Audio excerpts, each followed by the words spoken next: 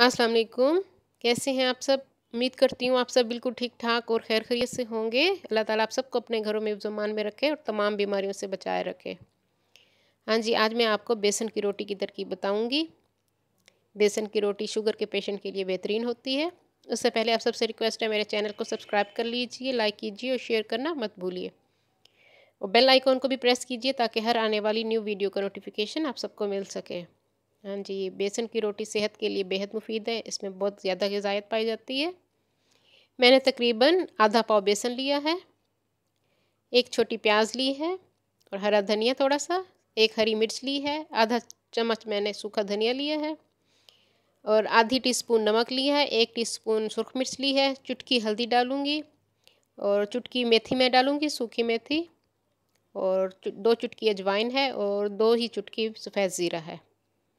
ये सब चीज़ें आपने इसमें डालनी है। इंतहाई मज़े की रोटी बनेगी, ग़िज़ायत से भरपूर, शुगर के लोगों के लिए बेहद मुफीद है ये। और ऊपर लगाने के लिए मैं मक्खन लूँगी, अगर आप चाहें तो ऑयल भी ले सकते हैं, ये आप पे मुनहसर है, जो आपको पसंद हो। और पानी चाहिए हमें, तो शुरू करते हैं। बिस्मिल्लाहिर्रहमानिर्रहीम। प्याज और सब्ज़ धनिया इसमें डाल देते हैं। प्याज मैंने थोड़ी ज़्यादा डाली है, आप अपने हिसाब से भी कम कर सकते हैं, मुझे ज़्यादा पसंद है। हाँ जी, बाकी मसाले भी हम डाल देते हैं इसमें। नमक आपने तकरीबन 3 चुटकी डालना है, या अपने हिसाब से आप डालिए जितना आपको पसंद हो।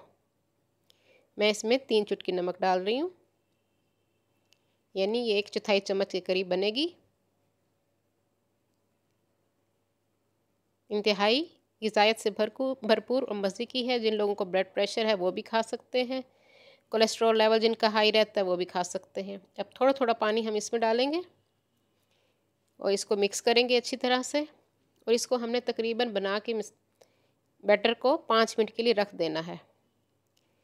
उसके बाद देखिएगा ये इंतहाई अच्छा और बेहतर तरीके से बनेगी, फैलाने में आसानी रहेगी। चावलों का आटा हो, चाहे बेसन हो, या कोई और आटा जिससे हम बैटर तैयार करते हैं, उसको हमें थोड़ी देर के लिए बना के ज़रूर रखना होता है। उससे हमारी जो रोटी है या जो भी चीज़ बनानी होती है हमने, वो अच्छी बनती है। ये टिप मैं आपको बता रही हूँ। हाँ जी, थोड़ा थोड़ा पानी डाल के हम इसका बैटर तैयार कर लेंगे। हाँ जी, बैटर हमारा तैयार हो गया और 5 मिनट भी हो गए हमें। 5 मिनट मैंने इसको रख दिया था। अब मैं इसको तवे पे डालती हूँ। मैंने तवा गरम कर लिया है हाई फ्लेम पे। अब मैं उसको मीडियम फ्लेम मैंने कर दिया है और थोड़ा सा ऑयल मैंने डाल दिया तवे पे। तवा हमारा गरम है।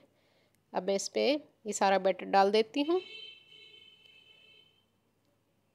हाँ जी, जो लोग वज़न घटाना चाहते हैं वो भी इस रोटी को बना के खा सकते हैं। शुगर के पेशेंट डेली बनाना ज़रूर खाएं इसको, उनके लिए बेहद मुफीद है ये।